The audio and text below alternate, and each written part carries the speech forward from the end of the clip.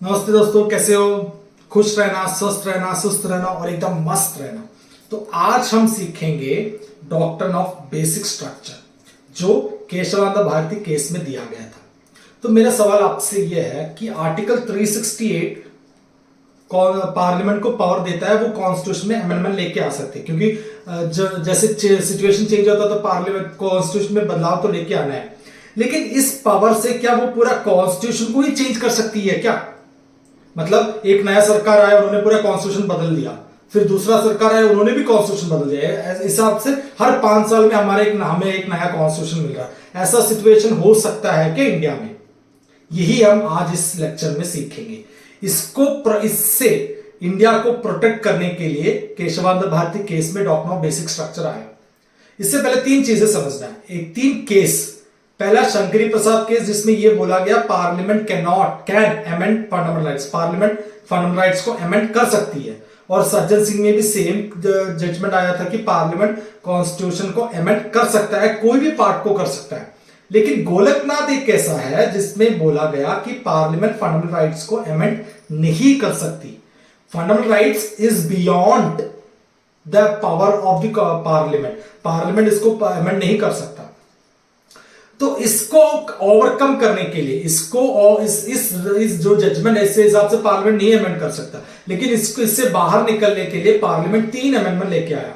पहला था 24th amendment, दूसरा 25th अमेंडमेंट और तीसरा 29th अमेंडमेंट। पहले अमेंडमेंट 24th अमेंडमेंट में यह बताया गया कि पार्लियामेंट किसी भी पार्ट को अमेंड कर सकता है, चाहे वो फंडामेंटल राइट्स हो, चाहे कुछ भी हो। और दूसरा 25th अमेंडमेंट, उस टाइम आपको यह ध्यान रखना है कि आर्टिकल 19 में हमारा राइट टू प्रॉपर्टी भी था, जिसका मतलब property was a fundamental right. ठीक है, प्रॉपर्टी हमारा एक फंडामेंटल राइट था, तो इस फंडामेंटल राइट को तो स्टेट वायलेट नहीं कर सकता। तो इसी को ओवरकम करने के लिए 31C लेके आया, जिसमें कुछ कंडीशंस है जिसके according to those conditions parliament हमारे लैंड को ले सकता है, गवर्नमेंट हमारे लैंड को एक्वायर कर सकता है। ठीक है। और तीसरा 29th अमेंडमेंट, जिसमें उन्होंने क्या किया, केरला लैंड रिफॉर्म्स को 9th शेड्यूल में डाल दिया। ये 9th शेड्यूल एक तरह का कवच है जिसमें जो प्रोटेक्ट करता है जुडिशियल रिव्यू से। सुप्रीम कोर्ट जुडिशियल रिव्यू नहीं कर सकता। अगर कोई भी स्टैट्यूट 9th शेड्यूल में है तो सुप्रीम कोर्ट उसमें उसको रिव्यू नहीं कर सकता। ठीक है, ये 3 चीजें ध्यान रखना।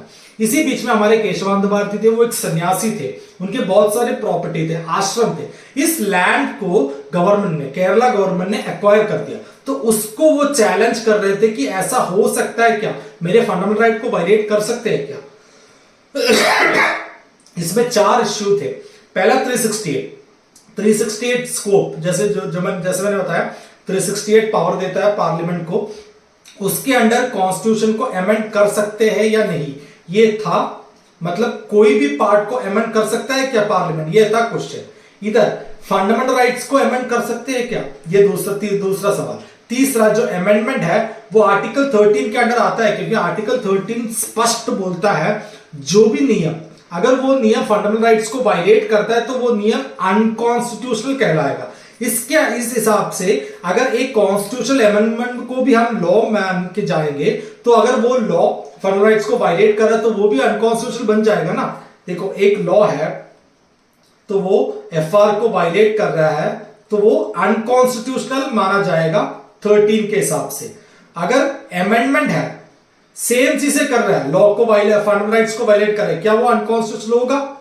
अगर होगा तो लॉ के हिसाब से लॉ के अंडर अमेंडमेंट भी कवर होगा, अगर नहीं होगा तो लॉ नहीं है, अमेंडमेंट लॉ नहीं है। तो ये था सवाल कि अमेंडमेंट को लॉ कह सकते हैं क्या। फिर जो हमने 3 अमेंडमेंट बना उसका वैलिडिटी की भी चेक किया था इस केस में।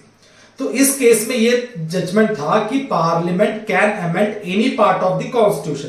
पार्लियामेंट कॉन्स्टिट्यूशन के कोई भी पार्ट को अमेंड कर सकता है, लेकिन कुछ चीजों का ध्यान रखना है, वो है बेसिक स्ट्रक्चर और essential features of the constitution.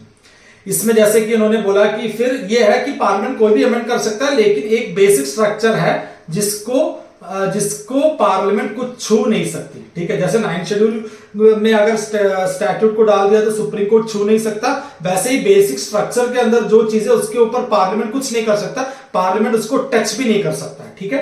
फिर 24th अमेंडमेंट को बोल दिया कि ये वैलिड है, ठीक है। 24वां अमेंडमेंट वैलिड था, लेकिन 25th अमेंडमेंट जो आर्टिकल 31C लेके आया, जो कंडीशंस लेके आया, वो चेक करेगा कि वो बेसिक स्ट्रक्चर को वायलेट कर रहा है या नहीं। फिर 29th अमेंडमेंट को भी अपहेल्ड कर दिया है, 9 शेड्यूल में डाल दिया, तो मतलब सिंपल सिचुएशन, वो हम जुडिशियल रिव्यू नहीं कर सकते। और ये बेसिक स्ट्रक्चर, तो इस केस में बेसिक स्ट्रक्चर बताया गया कि बेसिक स्ट्रक्चर नाम का एक हिडन चीज है, जिसके अंडर जो भी चीज है उसके ऊपर पार्लियामेंट एमेंड नहीं कर सकता, ठीक है, इतना ही है।